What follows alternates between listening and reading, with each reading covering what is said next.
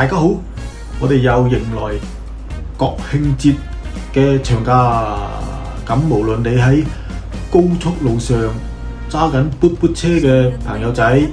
去玩嘅，咁呢或者喺屋企飲緊啤酒、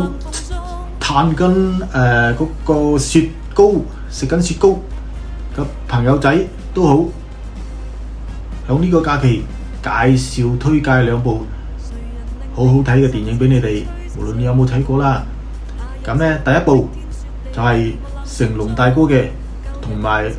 梁家輝主演嘅《捕風捉影》，哇！嗰啲打鬥場面好緊張、好刺激，鬥智鬥勇啊，好好睇。第二部就係嗰個卡通片嚟嘅，係《鬼滅之刃》無限連成篇嘅嗰個係啦，已經公映咗，但係咧唔知佢大陸呢邊會唔會播，咁就有可能係嗰個10月8號啦，啲網友講嘅。咁呢兩部電影片咧就嗰個口碑好好嘅，咁就推介俾大家睇。